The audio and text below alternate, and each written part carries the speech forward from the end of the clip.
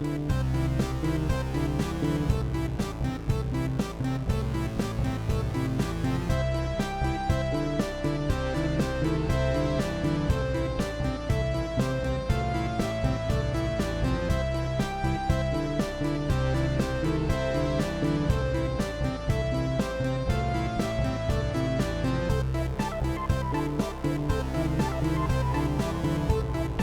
morning, everybody. I'm Eureka John, and you're at Eureka Street Crypto, broadcasting live from Texas. Still here, still Neander, and 7:57 in the morning on March 23rd, 2022. It's Wednesday, so I don't have to drive into work. This is episode number 334. Man, it's adding up. All right, so hold on. Let me get a title going. I got intern with me here today, and what's up, guys? Yeah, and IDEX Intern. He came not too long ago and had some really good picks, and I figured I'd have him back on. And it's just great to shoot it with. Shoot the shite with. I try not to cuss on the show because not like your 5-year-old's gonna be watching the show anyway, but it'll be interesting because I'm assuming your videos are just gonna stay on YouTube. So like just being your son or daughter watching your videos in like 5 years, it'll be so interesting. Who knows where you'll be? Yeah, who knows, right? Anyway, so yeah, man, welcome back to the show. Thank you. Yeah. Basically, we don't really have an agenda today. We just wanted to talk about some crypto news, some crypto projects and stuff like that. He has also been following his own journey and progression in the space, and now has gotten a position at IDEX as well. And and it's just it's good to see people grow in the space from square one to where they are now. So it's my favorite. It's my favorite part. And what I love about this space is like, even like old or young, like I consider you like a friend, so you just like, sometimes I like anons better more than I like real people. It's been really fun to see you grow. Like I actually want to like hear about your DAO experience so far. I want to hear all about that, man. Like you just went crazy all of a sudden. I went crazy, huh? Yeah. I got that Bankless DAO airdrop, and that was for the subscribers who paid $11 a month or whatever to get the Bankless newsletter. And since I was doing my show, I needed. Yeah, it's nice to have the inside scoop, and so I got subscriptions to Bankless and to Defiant, and they did an airdrop to get everybody to join the DAO. That was, I guess it was May of 2021, and somewhere around there. And I joined in, and they were just starting to form the AV guild, and it was me and like maybe 2 other people at that first meeting, and we just started trying to figure out what we could do with audiovisual content and to contribute to the DAO. And we just all started meeting every week, and really not a whole lot got done in those meetings. We just were just talking. And that seems to be the case with a lot of DAOs. It seems a lot of people, it's almost like, truck drivers sit there on the highway and they talk to each other on the CBs, while driving to pass the time. Yeah. So that's kind of like how it is with DAOs. You're passing the time with these people, and you're sitting behind your desk working all day. And then you have these people in your DAO at a meeting just talking, and you're listening to them talk, and then every once in a while you'll chime in. And so it's just like truck drivers on a CB. Yeah. So when you so you have a position, because I want to hear about your DAO Denver experience. Did you you probably met so many people, so you got contracted there to live stream the entire thing. Am I understanding that correctly? Well, I mean, I didn't sign up for a paid position. I was just like, you're like volunteer, right? Yeah. Well, it started out just one day we were talking, and they said, it'd be really cool because Eric Mack, he's from Denver originally, and he's like, I'm from there, it'd be cool to to do some kind of like DAO focused side conference there, or just at least have a get together. No, that's what it started. It started off, let's have a get together. Anybody who's going to ETH Denver, and we'll rent out a house in the mountains and stuff like that. And we were like, yeah. Oh man. Yeah. And then he's like, well, I can, rent a venue, we can all meet there. And then, that turned in from renting a venue to the entire conference, where people like, Rachel from Harmony One and Charles Hoskinson were showing up and everything like that to speak. So oh man. Okay, what did I hear about Cardano recently? They're considering a token burn? Like, what? Wow. Why are they token burning? There's not, I don't want to talk too much smack about Cardano, but there's not a whole lot of use case that I've seen. Like, bro, like it's like the little carrot in front of the dog. Yeah, it's the perpetual carrot. Yeah. Like, how do you have the audacity? I'm sorry, this is the last thing I'll say on it, but how do you have the audacity to, like, after like what 5 years, say we're thinking about a token burn, guys? Yeah. But that's random news. And then, dude, I'm gonna go on a tangent right now, okay, John? Okay. All right, so we need to talk about Chainlink tokenomics. Okay, Chainlink and its value accrual, because so I was in a spaces with he's like a private account, but he runs like a pretty big like his big account's like pretty big, and he's like this quant, and he's like always hated Chainlink, and I've like never understood why. So I was in one of his private spaces, and I went up there and I asked, like, can you please tell me about Chainlink's value accrual mechanism? Like why are you so bearish on this? And he's like, this dude actually knew so much about Chainlink. Like, I was so impressed. He's like, yeah, I had the idea back in whatever, like 2017, 2018, and actually tried to get into the Chainlink like ICO whitelist. But he was saying that, to my understanding, like the way you run Chainlink nodes is it's not like a linear graph. It's not linear, like X the amount of data that you're putting through the node. So like, it doesn't matter how much data you're using. Like, it doesn't require like more Chainlink to run that node. So am I understanding that correctly? Yeah. You stake your Chainlink up onto the node, and the people that are running the nodes, in order to pay for the data, the oracle, for the data to funnel, you have the people that are receiving that data, I believe, have to pay in Chainlink. Mm-hmm. And I've probably just butchered that explanation. But, yeah, it's like there's such a like a nuanced understanding, like actually how there's a lot of nuance, Yeah, but how is he saying that it's not a good project? Yeah, I don't like. Yeah, that was my thing. He said that. I was like, do you think that Chainlink, because it's like DeFi won't work without it right now. It went away, like it's not going to work right now. And I was like, so do you think that Chainlink will just like keep doing its job? And do you think that some other thing is going to replace it? And what he thinks is that fresh charts are always like a good thing, and like someone will just improve on the Chainlink like design. But I don't know, like it's controversial because dude, they have this network effect already. I just don't know, like like you said, DeFi wouldn't be able to survive right now without Chainlink, I don't believe, and so many different CoinMarketCap uses it, CoinGecko uses it. Actually, I don't think CoinMarketCap uses Chainlink right now. I think they have their own oracle, unless they switched over. But then now there's this whole CCIP, the cross-chain interoperability protocol, I think is what it stands for.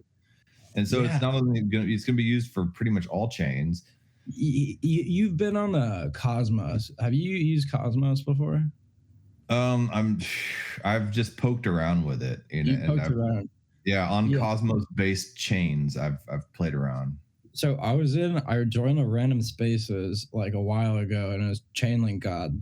And he was saying that CCIP would essentially give you the same like Cosmos IBC experience where you don't have to bridge. And that's insane. You just like, that's so like I don't think many people know about that, like what CCIP is. Yeah.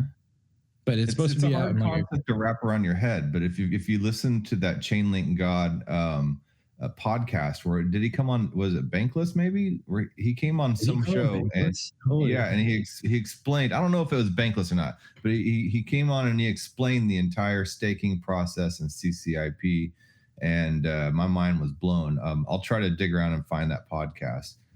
But all right, let me know about that. That's it's a big deal. But I mean, with all the institution of IoT devices and this entire data collection, surveillance state in a way going on, or decentralization of it, Chainlink is the primary catalyst to get all that going. This whole idea of you will own nothing and you will be happy. Will no longer be shareholders, you'll be stakeholders, and then people that the haves will be staking their assets and all these networks, and then they will own pieces of that data. And Chainlink is going to be the driver for that, for the data collection from the IoT devices to the blockchain, in order to be able to enable us to use the social credit system in a way. What do you think of Helium, man? That's really exciting to me. I don't know what to think about it, honestly. I mean, I want to hear what you think about it. Yeah, I mean, I if I could buy a Helium miner, I totally would. I think I probably would. If I moved I'm thinking of moving, because I'm moving soon, right? I'm moving like a couple months here, so I'm actually gonna explore Texas, by the way. Maybe Miami. The option's still on the table. Yeah. So I'm about to do a little exploring down south, because I think I've had enough of the cold. That's for sure. But back to Helium, during one of my classes, my teacher brought on one of her former students, and she works at like a centralized IoT company. And I asked her about Helium. Like, for those of you that are listening that don't know what Helium is, it's like, it essentially allows you to mine Helium tokens. You buy a miner, you plug it in, and you basically lend out your internet connection to surrounding Internet of Things devices in your area. So this is a really big trend. And if you look at the Helium website, you look at their map, they're pretty popular in Europe and Southern Asia, and the US. So I would love to own a Helium device. And I asked this lady who works at the IoT company, and she's like, yeah, it doesn't matter where the internet connection goes, as long as the data is transmitted. It'll be a synergistic relationship between centralized and decentralized IoT networks. Yeah. So it's pretty exciting to me. I would love to buy a Helium miner. Yeah, and it's not Wi-Fi that you use on your phone, or that you use for your playing around on YouTube. This is a different type of Wi-Fi. It's used mainly for devices to talk to each other, from what I understand. What's the distinguishing factor there? I don't really understand that. I don't know. I think it's called long range Wi-Fi, and it's used more for I guess industrial devices and those types of, and for devices to be able to talk to each other, rather than just packets of information for people's entertainment stuff. So I mean, there's a difference, but I'm not sure the technicalities of it. Have you heard, and none of this is me shilling any projects, these are just things that I'm looking at, everybody, but Maple, do you know what Maple is? Maple Finance? Maple Finance, I've seen it, but I don't know what it is. I figured it was just another DeFi protocol. Yeah, they do under collateralized loans to big DeFi institutions. So they'll do USD loans and then USDC loans. So they have I think just under $1 billion total loaned out to 70 plus institutions. They loan out to Alameda Research. They loan out to Block Tower Capital. And they're $300 million fully diluted value. And I mean, I think so. Here's the hypothesis. So I have a contact that I was talking to, and he was just Alpha Maple FTX. and then I'll leave it at that. So I probably a listing. And can I share my screen? Yeah, totally. Would that be one of the IDEX picks? IDEX Intern's picks? Yes, this is my IDEX Intern pick. I'm nothing else I say. I'm just like everything else I say, I'm just interested in. But sure, I would say like this is my IDEX Intern pick for the podcast. Okay. Okay, at least it. But yeah, back to Helium real quick while you're setting that up. Yeah, for sure. There's like a little cult following of Helium people I've noticed, and they have really? they have the same culture kind of as the XRP army a little bit, you know. And it's just kind of like, yeah, I know. I didn't even know there were Helium people. Yeah. Oh yeah. And then right in my neighborhood, I looked at the local nodes, and there's like, you know, a big, you know, contingent of them here in my neighborhood. Wait, have you talked to him about it? Like, no, I don't know. I kind of know who it is, but you know, you can only. Yeah. All right. I don't know the guy. All right. So this is all right. I'm sure. Are you sharing your screen? No, not quite yet. I'm about to, if it lets me. Okay. But yeah, Helium price has, you know, been doing pretty well, and it's you know, it goes up. I mean, it's its own deal. I don't know. I don't really classify them along with a bunch of these other current projects. It kind of I don't know if Helium uses AI, but the whole IoT thing, you know, actually IOTA is along the same vein there too. Okay, so you have sent me this link. Right. Yeah, my screen, my system preferences aren't quite allowing me to share my screen today, so I have to fix that. So it might be easier for you. But basically, there's this Twitter account called Alpha Leaks, and it's this bot that will pay attention to like random wallets on Etherscan that are getting super high TVL. So the night that like they told me that information, my boss sent me that tweet, and it said Maple Wallet's getting very high TVL. So Alpha Leak spot. Alpha Leak. I think I've seen that before. Yeah, it's pretty handy. But yeah, so the night that I learned this information, like this was tweeted out, and then Maple proceeds to do a 2x in like a week, 60% in a week. Oh wow! So something's going on, and it had probably like a $2 million TV on like 24 hours. So yeah, very impressive. Everybody, the Alpha Leak bot is pretty handy. So how did they get their alpha? Their alpha. All of these guys. I think it's just like I think it's bot, so. Yeah, I think it'll just, I don't know, maybe it's like a crawler or something that was set on Etherscan or spider crawler, you know what I'm talking about. Yeah, like super, super handy. Also, do you follow the tree of alpha? Okay, here we go. Hello. No, I don't. I've never heard of that. Oh man, you haven't heard of alpha, huh? The pin tweet on him. Yeah, what is? Oh, I'm a bot that tweets out. I'm a bot that tweets out. I tweet about newly deployed as soon as I detect them. Yeah. I think we got a lag. Yeah, I love that account.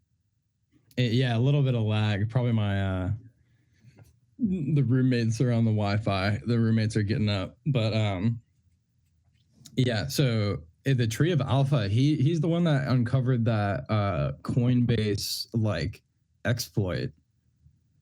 Did you not? Yeah, he's like he's like this like which one? Oh yeah, true. He has it on his pinned tweet. If you look up Tree of Alpha on Twitter, it's on his pinned tweet, but he just goes through like GitHub code and will like try to find like day zero exploits and like sell it to the company, you know, for whatever, like 250 grand. Yeah. Okay, so he's a white hacker in a way. Yeah, exactly. So what have you I haven't watched your show in like probably a week. Like what have you been kind of diving into recently? Well, yesterday I went into hold on, let me see if it helps the lag. Yeah, yesterday maybe. I went into, and I don't know if you know the drama You went about into the seafood seafood. token. I think I heard him. I saw him tweet about that, but I didn't think anybody would touch it with a 10-foot pole. Oh man, a lot of people have been touching. What's it doing? The amount of people that are jumping on board. Wait, what's the like? What's it? Is it? It's a derivative that tracks 0x Seafood's portfolio. Wait, that's actually kind of sick. Seafood.vision. Wait, I'm looking this up right now. Seafood. So that's really handy because like I don't know. Seafood SIFU.vision. Seafood.vision. That's so funny because it's not honestly, a DAO. I would buy into that. Yeah. A couple tokens. They go like $100 a piece right now until the end of March, and he's gonna take the peg off, and then we'll see where it goes from there. But he's pegged it at $100 right now. Yeah, my thing is like if it's like an index that follows, it basically just copy trades them. Like, I mean, the dude isn't stupid, Yeah. Well, that was the point, like everybody, the whole controversy was, him, he's a former felon and all this stuff, financial crime. He was involved with the Quadriga exchange. Zach XBT pulled the mask off of Seafood. Ooh, the bad guy. He did. And the point of crypto is to be anonymous and to be to go circumvent this entire reputation and I guess the social credit system, and just to look at numbers only. And that's what crypto is about.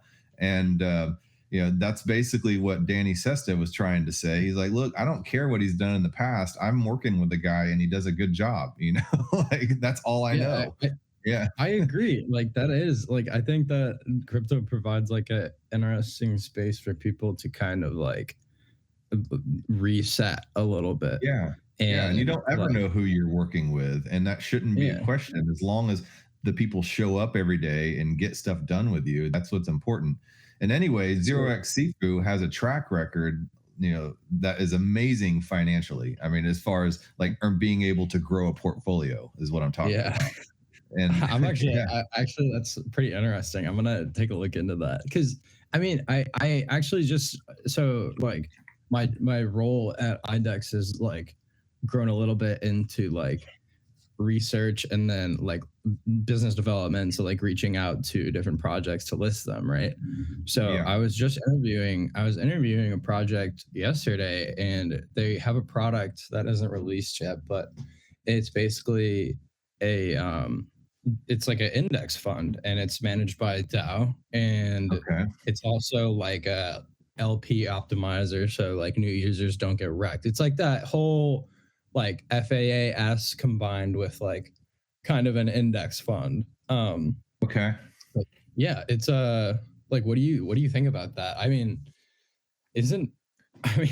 crypto index funds, I feel like the US would not like be chill with that. Like a DeFi crypto. No. Yeah, total security. Yeah, total security. So I don't know what regulations are going to do with a project like that, but I mean, IDEX isn't like, you can't use IDEX in the US, right? So it shouldn't be an issue for people outside the US. Okay. Yeah, that bothers me, and the thing is too, is Texas is even worse about that, because I've tried to use Binance, and, I tried to use Binance US. I can't even use that in Texas, so. Really? Yeah. Wait, well, I thought Texas was so crypto friendly. I guess I was mistaken. It is, but I don't know what the deal is with Binance, why I can't use use Binance US in Texas. So, yeah, I don't know. Interesting. Yeah. But I mean, the whole idea about the whole copy trading thing, I mean, that's what, I think I've talked to you about this more. Refi? Refi. I introduced. I don't know what happened to it. I haven't heard anything about it lately, but that's what they're doing is you're copy trading their team's yield farming. Yeah. And what's the other one? There's another. It was refi and starts with an M. Refi. This is gonna bother me. Oh man. Yeah, I know. I wake up at 3 a.m. Yeah. But yeah, no, you're super early to see. This is why I watch your videos, is because like, dude, that big account DeFi Edge, the dude that blew up, he has like 100,000 followers in like 2 months because he writes like croissant level threads. He just wrote one on like refi, and it's MCC. MCC is the token ticker. He wrote a thread on both. He included like both of those in his thread, and I was like, Eureka was talking about this like 2 months ago.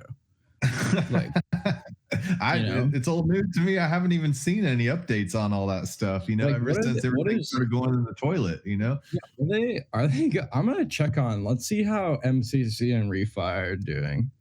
And then I had some on the Phantom chain, another similar one. What is it called? Like scary something like that. Scary. MCC has gone to literal zero. And then let's check on refi. And they pitched it as DeFi 3.0, Yeah. And then nowhere kind of rebranded. I was like, aha, I see that sales tactic. That's good marketing right there. I mean, refi isn't doing horribly, but it still just looks like the Chainlink ETH chart. It's just like just down only, but like I love the idea. I love the idea. Maybe somebody will improve economics. Like you said, it's copy trading, so So one of the biggest like realizations that I've had like recently, as I've like researched more, is like the value of like not looking at crypto Twitter threads, but just like reading a bunch of Substack and Medium articles. Like that's where the alpha is, and like there was this article I was reading on, like it was by Dragonfly Capital. It was published by them, and it was like a new way to measure layer one performance. And these layer ones, they love to like boost their social proof, so they'll like put like every transaction when they're like doing their graphs of like how many numbers they're doing, right? So if you actually like look at it, the majority of these transactions are just simple transfers between wallets. And if you take out the transfers, then it gives you like a better picture like of a blockchain's like actual like what's happening on the blockchain. Like, is it actually doing these numbers? Like, and it gives you like a clearer picture. The activity of the blockchain people are trying to use as some kind of positive asset, and to market how successful their blockchain is being. Yeah, exactly. Okay, so the more activity, they're saying, look at us, we have all this activity, when in reality it's just a bunch of people just transferring back and forth between wallets, or maybe wash trading. Yeah, maybe wash trading too. Do you know what wash can you explain what wash trading is to people? Because I had to look it up. It's like, I mean, they talk about it in the concept, like in IDEX a lot. Like I have probably 50%, like 20% understanding of what wash trading is, but I think you're like, when you're, I'm not even going to try to explain. Okay, I'll try because I don't mind, looking like a clown. Basically, from what I understand, wash trading is whenever the same person trades back and forth between two accounts in order to ramp up activity on the chain. And so how my basic knowledge, like kind of building on that, was like with IDEX, like there are like big whales that we do like trading rewards, right? So you get like trading fees, and you can like wash trade between accounts to get like 0 fees. It's because like if you, but there's like somebody could game the system in order to earn the rewards by having two accounts just constantly trading back and forth to each other. Yeah, I think so. But I need to study up on what wash trading is. Actually, I should probably know what that is. Well, I mean, I think there was a lot of the activity as well back in the whole Quadriga exchange, back to the whole like 0x Sifu stuff, and what Michael Patron was doing on the Quadriga exchange was creating a lot of these pseudonymous accounts and then trading them back and forth and trading against, you know, his customers using those accounts and stuff like that. And you know, that's another way to kind of game the system using trading on exchanges. So there's a lot of that stuff that goes on. Did you see this representative talking to Senator Warren? Did you see that clip of where Warren was like so like abrasive towards this guy? And he was like, it was during a hearing, and she was going after the idea that like these Russian oligarchs are laundering money through Tornado, like sites like Tornado Cash. And she didn't understand the concept of like, it's literally so transparent because you can see where the money's going at every point. And she didn't understand that like the daily liquidity of like Tornado Cash is what, like 20 million. Like these oligarchs are trying to wash like so much more money than $20 million. Like I don't think that they're gonna do that through Tornado Cash. And like funny thing is I actually bought some Tornado Cash yesterday randomly.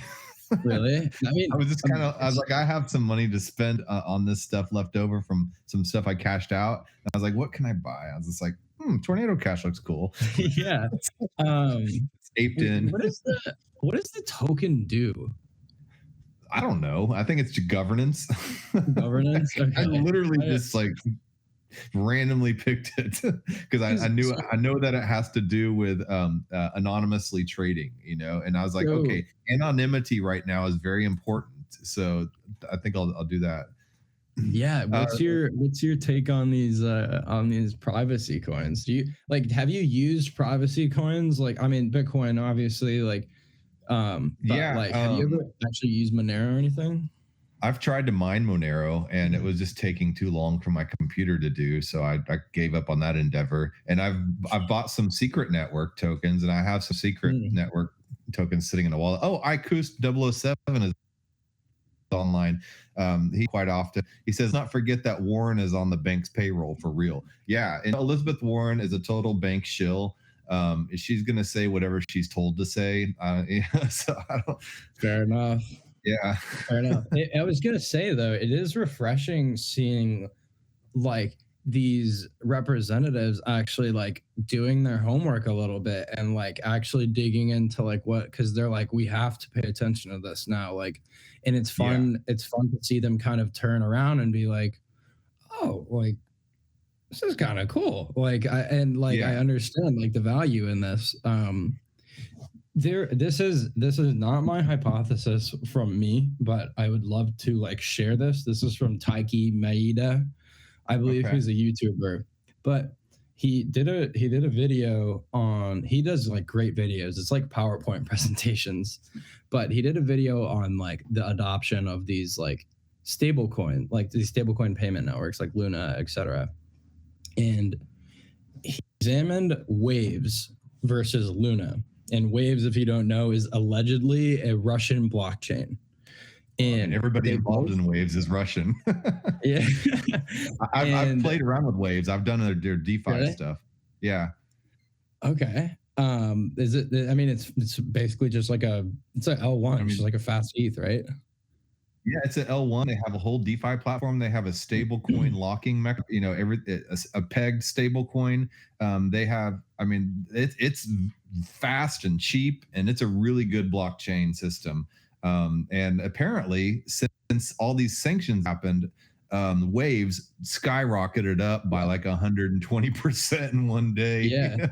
Yeah, and that's what Taiki was talking about. He was saying Waves and Luna actually both started mooning on March 22nd or something. Not March 22nd, last whatever comes before March, last month.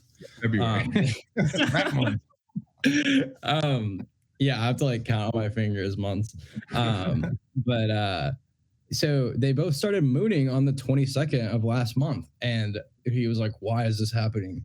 And he just did a little digging. But yeah, Russia's about like, I think it'll be super cool to see like if they do adopt that type of payment network. Like imagine the absolute scenes if Russia like adopts, like they're like, screw you guys, like we're just gonna do our own thing here at the CBDC. Like pretty insane. What's your kind of take on like the idea of Bitcoin like over collateralized, like because like see what Luna's doing, buying 3 billion of Bitcoin, like over collateralizing their UST holdings. Like what's your take on like that being the reserve, and then all these stablecoin payment networks are just like kind of holding Bitcoin as collateral? So you mean pegging themselves to Bitcoin rather than the dollar? Yeah, no, I wouldn't say pegging themselves to Bitcoin, but like just holding Bitcoin as like collateral in their reserves. Like, well, I think that's a good idea. I mean, paper bonds. I'm all for it. You know, a lot of people say, you know, a lot of people say that are Ethereum maxis. They're like, oh, you know, Bitcoin's a dinosaur. It's a proof of work. You know, it's damaging the environment and all this stuff. I have an unpopular take. I don't think that Bitcoin is damaging the environment, and I don't think proof of work is as bad as everybody says it is. Worries right now. Yeah, and, you know, there are a lot of alternate ways to mine Bitcoin. They say, well, you know, that's fine. The United States is doing that, but everybody else in the world is using up all the energy mining Bitcoin, and I don't think that's necessarily true. You know, El Salvador is using volcanoes to mine. There's stranded natural gas. Sorry. Yeah. How crazy is that? There's stranded natural gas that they're using to that's about as green as you can get. And the thing is Bitcoin, I think in the future will kind of be like this source of truth, you know, and it won't be for everyday transactions. And you know, they say the Lightning Network, sure, but like constitutions and nation state agreements will be written on the Bitcoin blockchain, and that's going to be the value of that. Then all our daily activity will be done on other types of blockchains with smart contracts like Ethereum and all that stuff. Yeah. What's your take on stacks? Oh, block stacks? Yeah. I don't know. I mean, there's a lot of other projects with surrounding Bitcoin, counterparty and stuff like that can create NFTs on Bitcoin. There's block stacks that can do smart contracts on Bitcoin. Why do we need that? Like, but I mean, Bitcoin is what it is. I mean, don't try to fit a square peg in a round hole, you know. And Bitcoin and Ethereum can work together and take care of different functions of society. And you know, Bitcoin is the store of value and the reserve, the standard of truth. And then Ethereum and all the other layer 2 and other side blockchains will take care of the transactional part of society. And you know, so I don't know if you saw this metric, but I did like a little like self write-up on it, just like very briefly. And so Ethereum did the most, and this is not taking in gas fees. This is not even taking in gas fees. This is just internal network fees. Ethereum off the charts, but actually Uniswap did more internal fees than Bitcoin, like not taking into account ETH gas fees. I can believe it. Yeah. Like that's so crazy. Yeah. I mean, how many people are really using Bitcoin on a practical level, you know, compared to Ethereum? I just like don't. It's just I haven't even used ETH in quite a while. Actually, I've just been kind of like holding and exploring different protocols. I don't even know what the gas fees are right now, but well, they're pretty low. You know, if you want to take something out, if you have some tokens, like a small amount of tokens locked into some kind of staking platform that previously was not worth taking out because it would have been too expensive. I have a few of those. Well, right now is probably a good time to hurry up and take some of that out. Dude, I just like, it's so, I think it's looking back even on like 7 or 8 months ago, like I just didn't know anything. Like I just literally didn't know. I was so naive to so many different aspects about the space. And I think that crypto participants extremely overestimate their own like knowledge. Like I wasn't like back then, like I wasn't aware of I wasn't aware of these unlocks and emission schedules like that the VCs. I wasn't aware like that I should be looking at fully diluted market cap, like not the market cap. It's just all these little things. And like when did like it's just like through Substack, like reading Kobe's and like whoever else is influential in the space, I think the real value comes from like the way they think and like similar thought like experiments that they put you through. I think that's where like the most value I've gotten from like reading the space is, not more like different project research. Yeah, exactly. And I'm right there with you. You know what we're doing right now? We're just basically tossing ideas back and forth, trying to, figure this stuff out as we go along. And there's a lot of value in this type of conversation. We might not have all the answers. Ikust is asking our take on Rune. I don't really have a take on Rune. I don't know what it does. So I actually just I had one of our research team build me a little write up on Rune a couple of weeks ago. Actually, okay. I mean, it's quite interesting, especially with these like Luna developments. Like, so it's to my like best understanding, it's like a cross chain Bitcoin swap, and I'm not going to speak on it because I really don't know the protocol that well, but I mean, I think that's pretty important. Okay. Sounded. Yeah, absolutely, it is. Yeah. But yeah, I think there's it was Galactic Finance is like a small Rune actually, and I think Sam Tribeco in Alameda like VC'd them. Galaxy Finance. Shoot, I'm not even going to try to find it, but they just VC'd like a Rune-esque protocol where it's like a cross-chain Bitcoin swap. And I don't know, that's a big trend, man. So I think Rune is exciting for sure. Yeah. Okay. Yeah. And then another thing that Ikus is asking, so would it be worth to take away my ERC20 out of a central exchange to Ledger since fees on Ethereum are low? Like I was saying, right now, I think is probably a good time to move some things around on the original layer 1 Ethereum chain if you're going to do it. Because I don't know, I don't see gas fees as going any lower. I see everything moving to layer 2s and other Ethereum compatible blockchains to take care of a lot of the small piddly transactions. Like I've used this analogy before. Think of a restaurant and you have the waiters every single day taking care of all the transactions with the customers. And those are layer 2 solutions. Those are maybe blockchains like Avalanche and Phantom and stuff like that.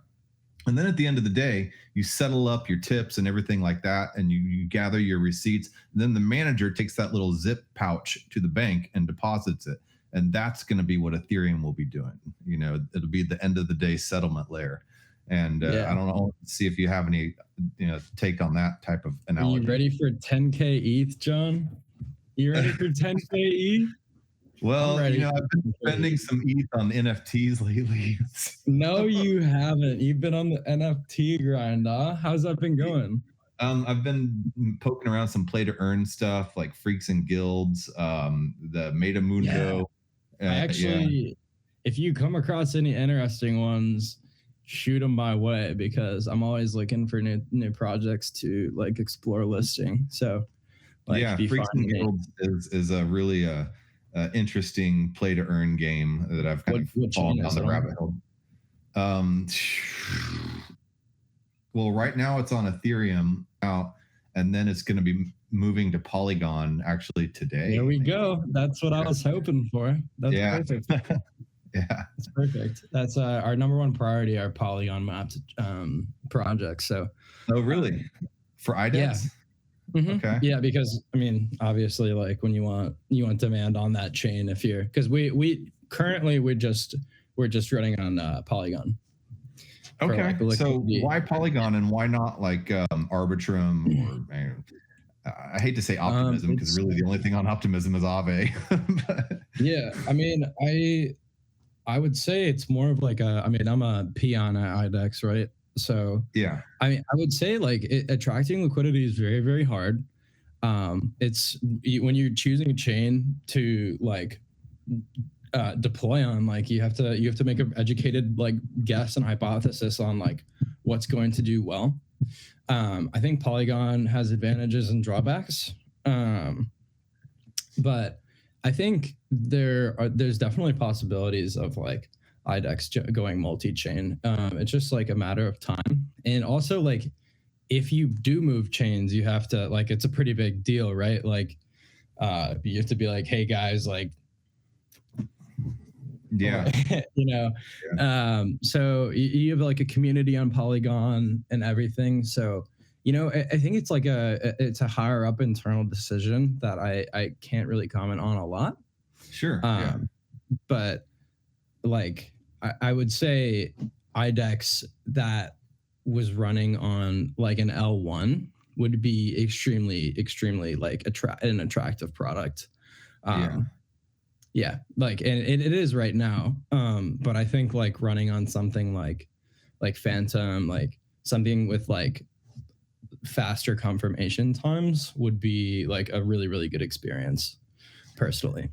Well, I've seen a lot of interoperability, and I think that is the new thing, especially with Cosmos coming out, and kind of starting to make its mark with the IBC protocol. I, for instance, a couple of days ago, this last weekend or something, bought some Dolly Parton NFTs because she played at South by Southwest. Yeah, and she incorporated NFTs with her new album, and anybody that showed up at the show got a free NFT. And I was like, no way. My wife is a big Dolly Parton fan, so I bought that NFT, but I checked. I was like, "What blockchain is this?" You know, and it's on the Alluvio blockchain, and but I think Alluvio and Theta Network are the same thing, or at least working together. And then I started reading into some of the literature, and they made a reference to the IBC cross-chain protocol. So maybe they're working with Cosmos as well. I mean, all this is kind of just speculation, but I was able to connect my MetaMask and buy those NFTs with Ethereum, you know, and so there's a lot of interoperability going on there between Ethereum, between Alluvio, allegedly Theta, because they have a lot of the same patents and same validator nodes. And are you still? Sorry to interrupt you. Are you still bullish on? Are you still bullish on Theta? Like, absolutely, because I think it's a really, really, really awesome idea. But it's just like, I mean, I guess it did. I feel like it was like Chainlink in the sense that they were kind of going up at the same like time, and then burst a little bit. Well, I think they got overvalued for a while because of a lot of hype. But those big corporations, and you know, the validators for Theta Network are Sony, Google, Binance, MGM, Samsung. I did not know players in CAA Talent Agency, which basically is the talent agency for entire Hollywood. So those types of players, they're not going to they don't care about your little bags. You know, they're doing things on their own time. They have like 6 patents, as far as I know, so far on NFT type of technology, content delivery type of technology, and stuff like that. And you know, those patents aren't easy to get. And if you read through them, it's revolutionary type of tech, and like CAPTCHA type of technology. And so I'm very bullish on them still. And I think they're rolling out a plan. And upon looking at the Dolly Parton NFTs and researching into Alluvio, I think that Alluvio is kind of like the front end using Theta Network's back end. And Okay. I have to look yeah, into and so this. people like Dolly Parton and the Black Eyed Peas and stuff like that are using Alluvia to distribute their NFTs. Yeah, Boom boom pow NFT. Will I yeah, am NFT. Oh yeah. man, they did release some bangers, man. I have to say. I mean, there's a lot of news with NFT. Like I don't like I'm still wrapping my head around NFTs. Like I really love them as like a technology. Obviously, like the whole like there's the whole non-fungibility aspect of it. I think it's awesome, but like Mhm. one of my teachers, like, I feel like the old heads are getting a little pissed off here. And my teacher, like, expressed her opinion. She was like, "What is up with these NFTs? Like, I could not think of a more useless way to spend money." And I was like, I can't really defend it that much because there's a lot of money going into Well, them. you But can though. You can say, think about this. Think about gated content on blogs or on yeah, live that's stream. Yeah, or a the concert. hours afterwards, that's when those ideas, Yeah. I was like, oh, I would have had her there. Like it was all coming. Uh-huh. I was Of like, course, yeah. How do you defend yourself in that instant situation? You're like, blah, blah, blah, blah, blah, blah. I usually, I usually try to keep like, I feel like I used to like be the guy to be like defending crypto so hard in person. But like nowadays, I just really try to keep it on the DL. Like I just like, Yeah. it's like I don't want to be the guy that has to like defend like Bitcoin in class. Like Yeah.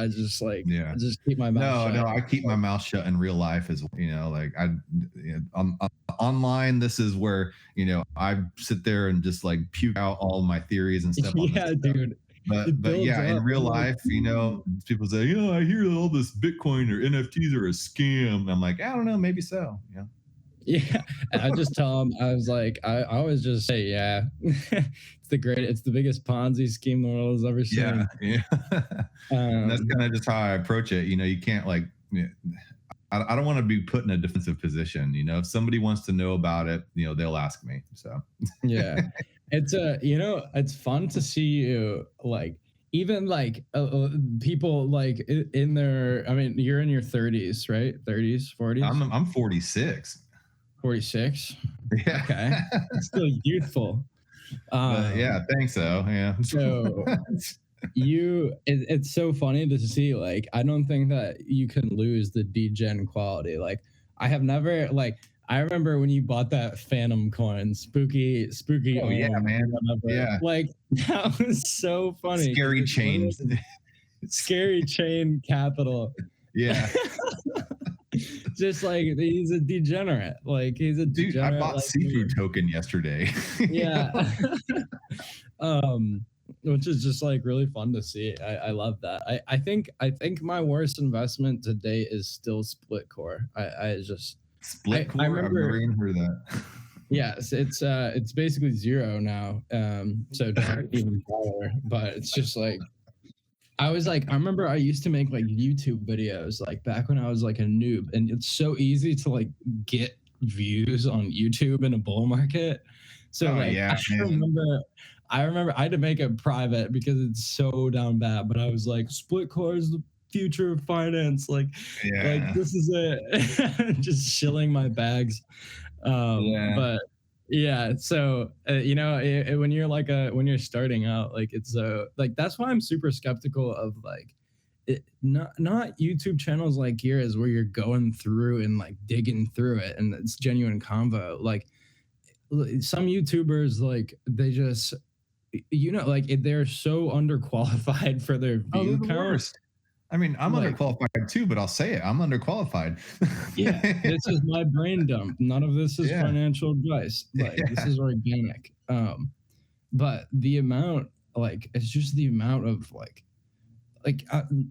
yeah, I'm about to go on a tangent. I'm about to like call out all these Go for it. YouTubers. No, I'm not. But No, okay. basically, But I mean, yes, with every adoption of some type of new technology, and like you said during bull runs, there's always going to be charlatans and grifters, coming in like Ty Lopez and stuff like that, and he marked the market top. Actually, the day he released his own fork was the day the market topped the second time. okay. That's crazy. Like Yeah. he topped And also Barry Silbert, he said it was going to be a big week, and that was the week of the top. He was showing, all the signs were there. He was bullish on he was showing Zcash and everything. But I mean, hasn't Zcash done some cool stuff though? Because they are kind of starting to take an Ethereum friendly stance, and same thing with Barry Silbert as well. I know that Zcash. I mean, Zcash has the ECC, Electric Coin Company, which develops it, and they kind of They basically developed what was it? ZK Snarks, right? Or Zero Knowledge? Oh, I'm not sure. They have the whole ceremony at what it's called, the ceremony, in which they destroy the original computer in which Zero Knowledge starts on, and that's the whole idea behind Zcash. And they started Zero Knowledge proofs. And I'd probably be butchering this, but a lot of that ceremony was burning the original computer that started it on. So there's zero evidence or what they call toxic waste left, so somebody could trace something back to an original transaction in order to figure out the origin of the Zero Knowledge proof. So that's what Zcash really started. And then now they're progressing beyond proof of work, and they're going to be moving towards a proof of stake type of model as well. Yeah. Well, I was actually thinking about buying Zcash personally, because so I there's this super underrated founder. He hasn't tweeted in so long, but I think it's Sebastian Schnepsis. Okay. But he created Syscoin. And also Barry Silbert's bullish on Zcash, and he's serious. I think he's genuinely serious. And this Sebastian guy, his pinned tweet is a huge tweet storm about why Zcash today is Bitcoin in 2013. And this dude, I trust this dude because he was so bullish on Phantom at 3 cents, and he was just shilling it. Yeah. So that's just my I mean, it's valid. I mean, sure, if somebody has an opinion on that stuff, and I'll take it and I'll look into it. I don't know if I'll be investing in it, but I mean, Zcash has shown to me that they are willing to be the flexible tree to sway in the wind rather than the one that breaks under some slight gusts. Exactly. What is your have you looked into the Avalanche subnets at all? Well, I'm doing some stuff on Avalanche. I have some Joule AVAX liquidity pool position. I remember, dude, what happened to Joule? I had a lot of hype about it. I'm still holding my position. They aren't. I don't think that they're live on Avalanche yet, DeFi Kingdoms, but I think that they will be very soon here. And so I've just been collecting up the transaction trading going on in anticipation of that. I mean, so do you know what a game called Hearthstone is? No. So basically it's this card game that's super popular. It's with the World of Warcraft community, because it's all stacked layers of lore and stuff. But it's this card game I used to play, and it's still really popular. But there's this project called Gods Unchained. And I know Gods Unchained. Yeah. So it's I'm just kind of making a parallel here of Gods Unchained. It's pretty accessible. It's already on Coinbase. So if it that's something that I've been keeping kind of my eye on. I don't think it's released yet. How do you find that? Gods Unchained or Hearthstone? No, Hearthstone. Or wait, is Hearthstone what you were comparing it to? Mm-hmm. Yeah. Hearthstone. Yeah. Hearthstone is a centralized, it's just a video game that's run by Blizzard. Oh, I see. Okay. Yeah. But I also random thought, I'm so that you're finally able to get your be able to quit your day job and go full-time crypto, man, next month. Well, I'm working on it. I hit 5 years in April, and so I just got zapped with a bunch of property taxes, and I had to cash out quite a big chunk of crypto. So, but really? Yeah. Hey, I'm getting all this video calls, and audio equipment, and I'm going to try to do live streaming and video editing for in a freelance until I can land a job with it. So we'll see. Yeah, I mean, do DAOs ever pay, or is this DAOs ever? They do. Yeah, I've gotten paid from Bankless DAO. I think DAO Planet is about to launch a token, and they are about to launch a token, and I'm not going to. I'm trying not to cash out on stuff that I receive from DAOs. Only the bare minimum necessary to live, because I believe in the projects that I'm involved in, and I want to hold those tokens as long as possible. But it is a necessary evil sometimes to cash out in order to live. And that's a kind of a weird balance that people that are full DAO have to deal with, as far as, when do I cash out? If I cash out, so. Yeah, I think working for a DAO would be a really interesting thing. Like a lot of projects, there is this Grid Plus. Phonon DAO owns like a good stack of Grid Plus tokens, which is like, okay. You just like look up what Grid Plus is. It's like I have like a 2% understanding of it, but I want some, right?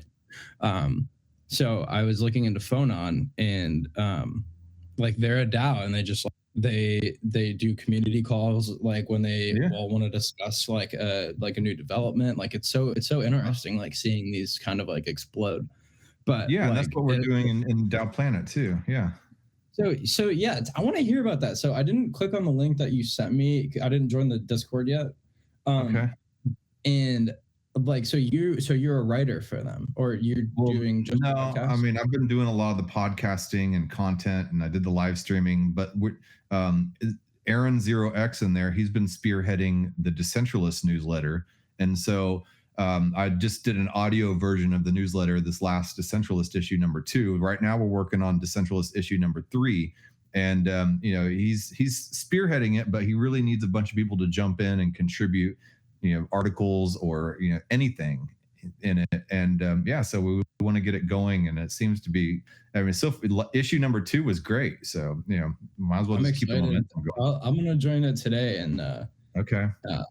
I mean, how easy is it to like become? I've never really looked into like becoming like a part of a DAO. Like, you just join, and then you start listening into community calls, and then from there you start attending meetings of whatever you're interested in. Start taking notes in meetings or recording them, and then you start contributing in any way that you kind of see pops up, and then before you know it, you start getting asked to do more than you have time for. Yeah. That's and then whenever so cool. They do the payouts, you're part of that payout, because and then there's mechanisms like Coordinate that allow peers to be able to pay each other and tip each other and stuff like that. So I love that. I could make a whole episode out of that. Yeah. Also, Patron needs to release his NFT mode. Yeah. Have you ever looked into something called Nansen? No. So I was reading up on it because I was considering buying a membership. Also, I can't afford this at all, but there is a website called High Block Capital, and why that website is attractive. Yeah. Okay. HYBLOCK Capital. Okay. And what's interesting is because I started trading like a little bit, like just with $40, like trading with like leverage. And I got wrecked already. Don't you worry. I went on vacation and I had some longs. I forgot I had longs open, and I went on vacation, and then I came back. I was like, oh, never mind. Yeah. But so High Block Capital, it's like it aggregates all the liquidation levels across every exchange, and then will give you a solid line on the Bitcoin chart of key liquidation levels. Okay. Which, I mean, I can't afford the subscription to see that. But if I had the money, I would buy a High Block Capital membership. And Nansen is, I think, far cheaper, but it's basically that Alpha Leaks bot, which pays attention to like hot wallets, but like way more in depth. And like they have AI algorithms that'll tell you, like, they track VC wallets, like they have like categories and whatnot. Okay. So Nansen, if you have the money, is something that I personally am looking at. Like, I'll take a look at that. NANSEN. Yes. Okay. Right on. Well, I'm at an hour and 4 minutes. I got to get to my actual real job, but no, this is good. I think we covered a whole lot of topics. You'll have to come on again, and we'll have to keep riffing on this stuff. Yeah, I love this. It just flies by. I'm telling you. Yeah. But yeah, this was a perfect amount of time for me, actually. So I'm about to get to start my day. Yeah, you got to go. Yeah. What? college problems, but right on, man. We're here. Yeah. Not college problems. I'm here voluntarily, but yeah. Thanks so much for having me on, John. I always man. Anytime. All right. Yeah, so maybe try to think up some picks for the next time. So yes, sir. Will do. All right. Thanks everybody for listening. All right. Take it easy. I'll be posting this up later on today. All right. Thanks. All right. Later. Thank you for making it to the end of this program. If you actually like this content, give a thumbs up. And if you want to hear more, just hit the subscribe button. I'm available on YouTube, Odyssey, and BitChute, and on all the major podcasting platforms in audio version. Spotify specifically. If you would like to follow and leave a review, that would help a lot. I am also available on Twitter at EurekaJohn1. That's EUREKA John, JOHN, and the number 1. My DMs are always open. Feel free to shoot me a message. If you would like to donate some stablecoin or Ethereum, please feel free to send it to eurekajohn.crypto or eurekajohn.eth. This will help with the gas costs for all these protocols that I mess around with. Because that gas adds up and I ain't rich. Yet. Thanks again.